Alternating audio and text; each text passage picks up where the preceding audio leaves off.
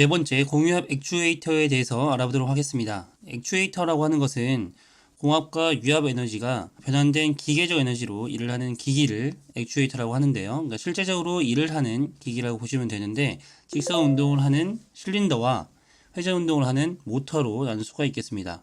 먼저 공압 에너지로 직선 운동을 하는 공압 실린더를 알아보도록 하겠습니다. 이 공압 실린더의 종류가 굉장히 중요한데요. 우선 단동 실린더와 복동 실린더입니다. 실린더가 이렇게 있는데, 이 한쪽 방향의 운동에만 공압이 사용되는 것이 단동 실린더가 되겠고요. 두 방향 모두에 공압이 사용되게 되면 복동 실린더가 되겠습니다. 그러니까 유입구가 하나인 경우에는 단동 실린더, 유입구가 두 개인 경우에는 복동 실린더가 사용이 되는데, 보통은 이 전진의 방향인 이 부분, 후진 방향인 이 부분, 이 두 가지를 모두 제어하기 위해서 복동 실린더를 대부분 사용한다는 거 알아두시면 되겠고요. 여기에서는 양로드 실린더와 텐덤 실린더, 그리고 로드리스 실린더, 충격 실린더, 텔레스코프 실린더, 이런 것들이 중요합니다. 이런 실린더는 특징이 굉장히 자주 출제가 되므로 꼭 알아두시기 바랍니다. 먼저 양로드 실린더입니다. 말 그대로 로드가 양쪽에 있다는 뜻인데요. 이렇게 양쪽에 있기 때문에 전진 운동과 후진 운동의 속도와 힘을 갖게 할 수 있는 실린더가 되겠습니다. 두 번째는 텐덤 실린더입니다. 두 개의 복동 실린더가 직렬로 연결되어 한 개의 피스톤으로 구성되어 있는 형태가 텐덤 실린더가 되겠는데요. 이렇게 직렬로 연결이 돼서 큰 힘을 필요로 할 때 사용되는 실린더가 되겠습니다. 이 다위치 실린더는 이렇게 텐덤 실린더처럼 직렬로 연결되어 있는 게 아니라 동일 축선상에 연결되어 있는 것 같지만 좀 떨어져서 같은 축선상에만 연결되어 있다고 보시면 되겠습니다. 텐덤 실린더와는 조금 다른 개념으로 보시면 되겠고요. 두 개만 할 수 있는 것이 아니라 두 개 이상의 복동 실린더를 동일 축선상에 연결해서 더 큰 힘을 얻고자 한다면 더 많은 실린더를 독립적으로 제어를 할 수 있게끔 만드는 것이 다위치 실린더가 되겠습니다. 다음은 로드리스 실린더입니다. 로드리스 실린더는 말 그대로 로드가 없다는 뜻인데요. 이 부분이 로드가 되겠습니다. 로드. 이 로드가 없다 보니까 제한된 그 공간상에서 긴 행정거리가 요구되는 곳에 사용하기에 용이합니다. 그리고 양로드 실린더와 같이 전진과 후진이 동일한 힘을 얻고자 하는 경우에 사용되는 실린더가 되겠습니다. 이 부분이 중요하고요. 그리고 갑작스럽게 큰 힘이 요구되는 곳에 적합하도록 설계된 실린더가 충격 실린더가 되겠습니다. 그래서 프레싱과 펀칭 등과 작업 같은 곳에 큰 운동 에너지가 요구되기 때문에 이러한 곳에 사용되도록 설계된 실린더가 충격 실린더가 되겠습니다. 그리고 짧은 실린더 본체로 큰 행정거리 필요로 하는 경우 사용되는 실린더가 텔레스코프 실린더가 되겠습니다. 다음 장의 실린더의 모형 보면서 다시 말씀드리도록 하겠습니다. 이렇게 설치 형식에 따라서 공압 실린더 분류표가 나와 있는데요. 이렇게 방금 앞서 말씀드렸던 실린더들이 형상과 같이 나와 있습니다. 복수 실린더의 텔레스코프형, 이렇게 다단으로 나타나 있는 것을 우리가 알 수가 있고요. 텐덤형, 이렇게 직렬로 연결되어 있는 것을 알 수가 있습니다. 다위치형도 있죠. 설치 형식에 대한 내용도 굉장히 자주 출제가 되는데요. 이 설치 형식에 따라서는 어떤 것들이 있는지, 풋형, 플랜지형, 피벗형, 트런형형, 회전형, 이렇게 종류가 5가지가 있고, 고정식이 무엇이 있고 요동식이 뭐가 있는지, 회전식이 뭐가 있는지 이걸 구분하는 문제도 나왔었습니다. 그리고 이 중에서 가장 강력한 설치 방법, 요동보다 회전보다 움직일 수 있는 것보다 고정되어 있는 것이 가장 강력하게 설치를 할 수 있는 방법 중 하나겠죠. 그 중에 풋형과 플랜지형 중에 가장 강력하게 설치하는 방법은 가장 단단하게 고정을 하면 되겠죠. 그러한 설치 방법이 플랜지형이 되겠습니다. 그래서 플랜지형이 굉장히 자주 출제됐다는 거 알아두시면 되겠습니다. 다음은 공압 실린더의 구조입니다. 이 구조에서는 이렇게 피스톤이 있고 피스톤 로드가 이렇게 있습니다. 그리고 자주 출제된 내용은 이 부분 타이로드인데요. 커버를 실린더 튜브에 부착시키는데 사용되는 것이 타이로드가 되겠습니다. 나머지 부분들은 읽어보시면 되겠습니다. 다음은 요동형 공기압 액추에이터입니다. 이 요동이라고 하는 것은 국어사전적 의미를 보면 그 물체가 일정한 평형 상태나 수치로부터 조금 벗어났다는 의미를 가지고 있는데요. 그래서 이 요동형이라고 하는 거는 회전을 하는데 이 한정된 회전각 범위 내에서 회전을 하는 그런 액추에이터가 되겠습니다. 요동형 공기압 액추에이터에는 어떤 것들이 있느냐, 이런 문제들이 자주 출제가 되는데요. 첫 번째로 베인형, 그리고 피스톤형이 있는데 피스톤형에는 레크와 피니언형, 스크류형, 크랭크형, 요크형, 이게 4가지가 있습니다. 여기서 배인형은 300도 이내, 또 더블 배인형은 90에서 120도 이 범위가 된다는 거 알아두시면 되겠고요. 이 레크와 피니언형은 이 레크가 직선 운동을 하는 이런 모양이고요. 피니언형은 작은 기어라고 보시면 되겠습니다. 그러니까 직선 운동이 회전 운동으로 변환시켜주는 그런 형태라고 보시면 되겠는데요.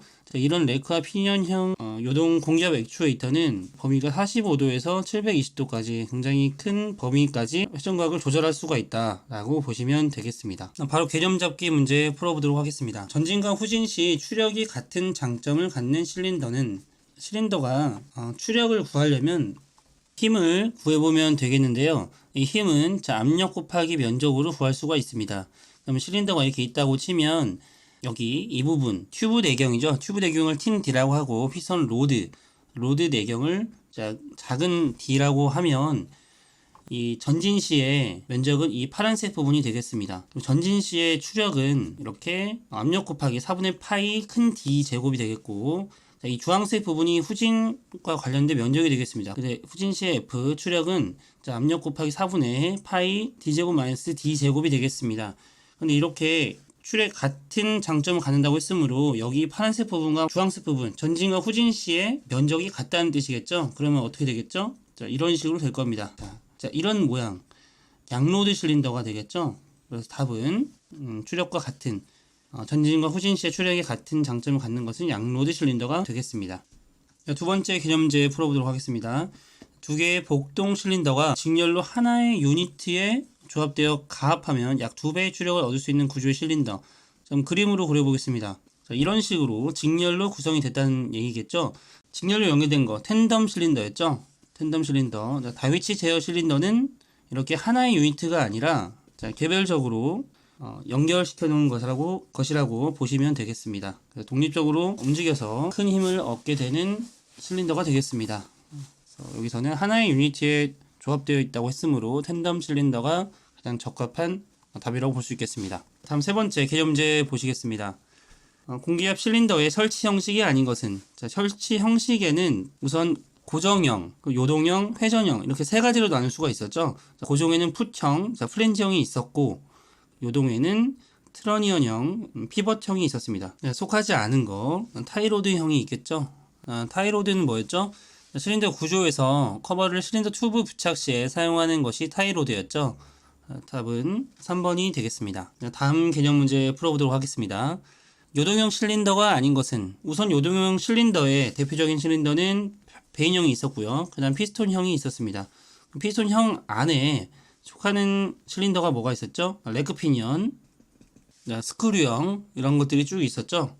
여기에 속하지 않는 것 로킹암형 실린더. 답은 4번이 되겠습니다. 두 번째 유압 실린더가 있겠습니다. 유압 실린더라고 하는 것은 공압 실린더와 굉장히 유사합니다. 근데 유압 실린더는 공압 실린더보다 더 큰 압력을 사용하기 때문에 구조가 조금씩 다른데요. 누유를 방지하기 위한 그런 패킹들, 오링이나 이런 것들이 좀 많이 들어간다고 보시면 되겠습니다. 그러니까 크기도 좀 더 크겠죠. 그래서 여기 이 부분, 표 부분 읽어보시면 되겠고요. 이 사이드 다시 이 부분, 실린더의 이론 출력을 구하기 위한 요소 잠시 보도록 하겠습니다. 실린더의 추력을 구하는 공식입니다. 좀 전에 우리가 그림을 그려서 알아봤는데요. 양로드의 실린더를 알아볼 때 알아봤는데, 여기서도 실린더의 이론 출력을 구하기 위한 요소를 이 그림을 다시 한번 보시면 쉽게 우리가 알 수가 있겠습니다. 우선 추력을 구하기 위해서는 압력 곱하기 면적이 되겠죠. 이 부분이 전진시, 그리고 이 부분이 후진시 관계되는 면적이 되겠습니다. 그러면 전진시는 이 큰 D만 실린더 튜브 내경만 관계되므로 이 로드의 지름까지, 내경까지 관계가 있는 이 후진시의 추력을 구해보면, 후진시 추력은 압력 곱하기 4분의 파이 이 실린더의 튜브 내경 큰 D 제곱 마이너스 로드 내경, 피선 로드 내경 제곱을 빼준 그 면적 값이 되겠습니다.